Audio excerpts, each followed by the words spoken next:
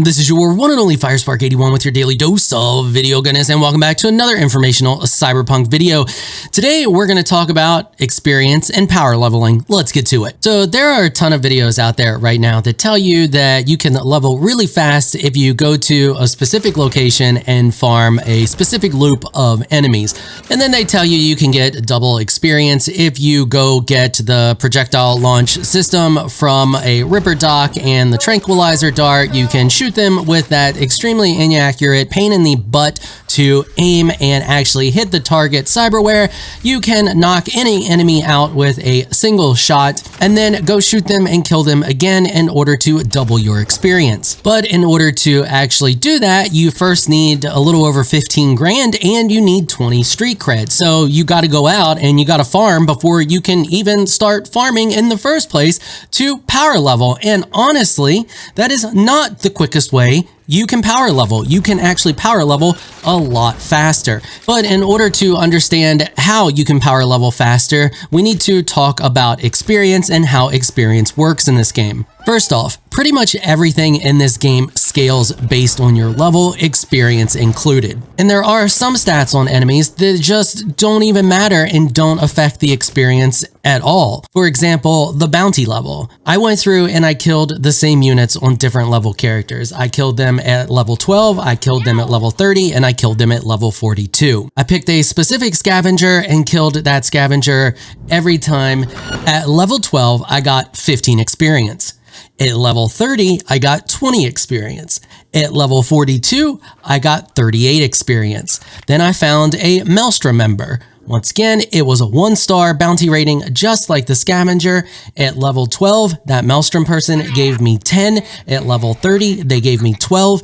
And at level 42, they gave me 38. I found a Voodoo Boys member. I did the same thing. At level 12, I got 15. At level 30, I got 20. And at level 42, I got 38. Are you starting to see a pattern here? I found a Tiger Claws member. I did the same thing. Level 12, got 11 experience. Level 30, got 12 experience. At level 42, I got 38 experience. So at some point, your experience levels, no matter what unit you're killing, levels out to be about the same no matter where they are. Now, remind you, this was the same unit every time in the same location. All that changed was the character level. And all of them were a 1-star bounty. So why does all of this matter? Well, it matters because of time. Time is your limiting factor when it comes to speed leveling in this game. And I know you're like, well, isn't that the limiting factor in every game? Yes, but it's even more so in games that scale enemies based on your level. So for example, one of the most popular runs is a run over in Pacifica, which is killing a loop of Voodoo Boys. You just run in the loop and you kill groups of them, group after group after group. If you try to do that at level 12, you're only getting 15 experience per each one. So if you knock them out and then you kill them, you will get double experience, giving you a total of 30 experience per each one that you kill. And that's fine. It works. It can be slow sometimes, but it works. So in my testing, it showed that the Tiger Claw at level 12 gives 11 experience. So if I can kill 3 Tiger Claw in the time that it takes me to kill one of the Voodoo Boys twice, I end up with more experience. So ideally, if you want to level the fastest, you want to find a loop that's close to your character level that you can kill extremely fast and that gives a decent amount of experience, because as we saw from the test results, it can vary a pretty decent bit depending on level and location. For example, between 12 and 30, the Scavengers and the Voodoo Boys went up a whole 5 points, where the Maelstrom and the Tiger Claw went up like 1 and 2. But then the crazy thing is, when we jump from level 30 to level 42, they all end up being 38 no matter which one I killed. And so that means you see huge jumps in the Tiger Claw and the Maelstrom, which are already going to be extremely easy for you to kill because they're easy for you to kill at level 30. Heck, they're easy to kill at level 12. You can kill most of them at that level with a single grenade. And the other funny thing is that the Scavengers and the Voodoo Boys only become easier to kill between level 12 and level 30. They also become less dangerous, but yet give 5 more experience between those levels as opposed to the little bit of experience jump that you get between the Maelstrom and the Tiger Claw. So now that you know all that and you have an understanding of how the experience works in this game, how completely messed up it is, just like many other things in this game, just unbalanced, and I think they need to understand the use of spreadsheets. I don't know, but those experience jumps for those units that honestly get easier to kill are just kind of silly, and then they all end up being worth the same experience in the end.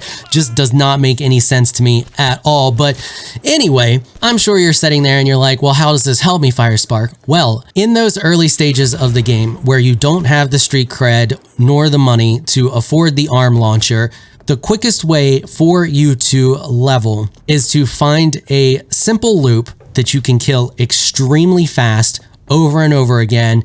Honestly, your best bet is just to use grenades. You can make grenades extremely powerful with just a few little perk points spent, and all of the enemies that you kill will drop items that you can just scrap down in order to keep making grenades to keep funding the loop. So I want to talk about two loops that I found that are extremely easy to run, extremely efficient, and one of which is way faster to level in the later game than doing any of the very popular loops that are out there right now using the arm launcher and double killing and all of that.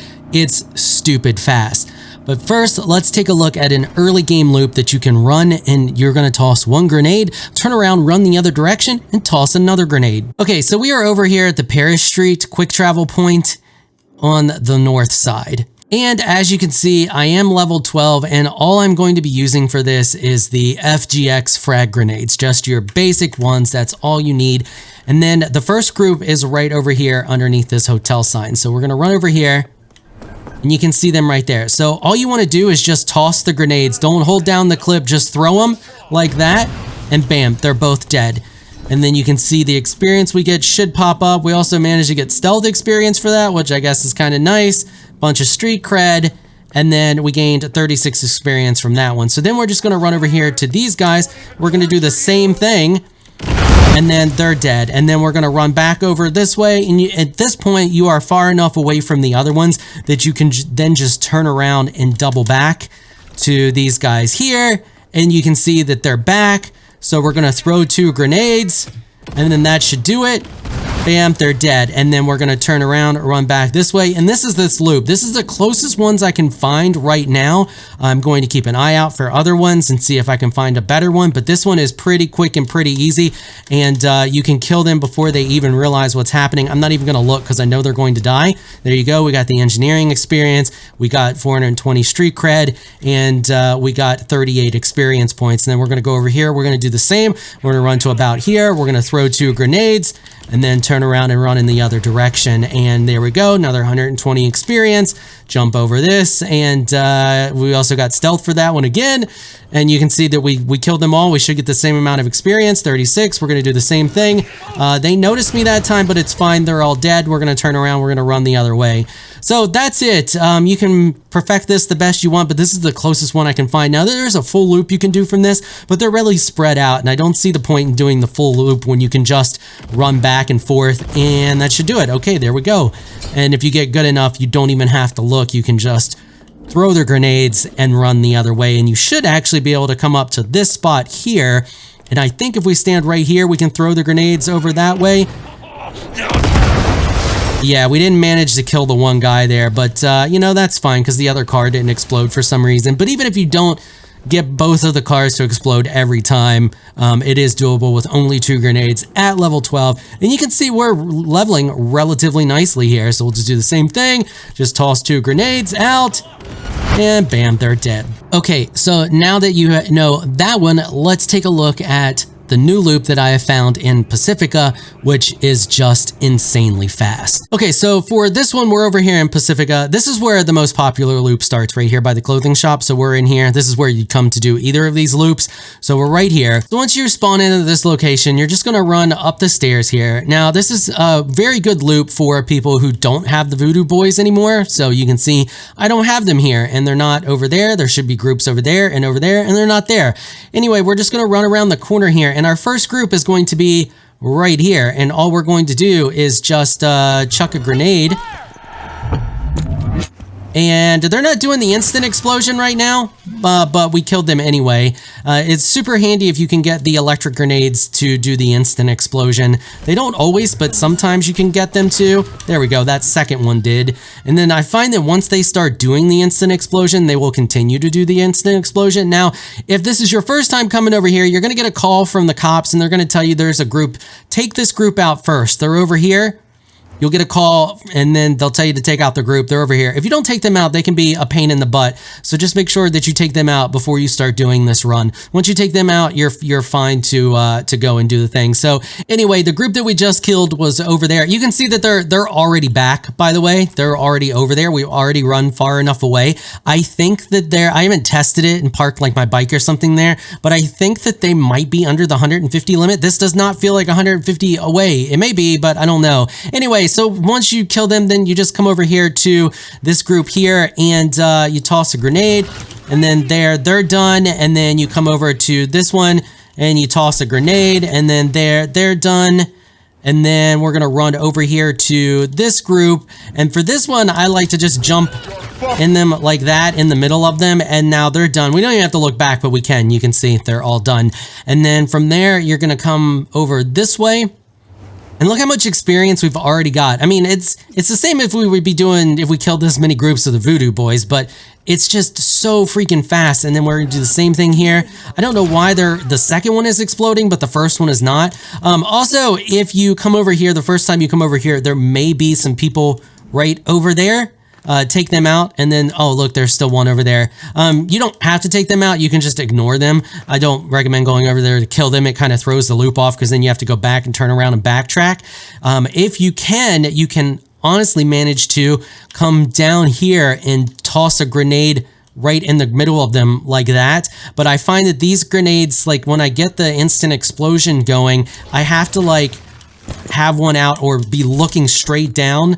Now they're not doing it, but I can't figure out the glitch. Sometimes I can get it to work, sometimes it won't.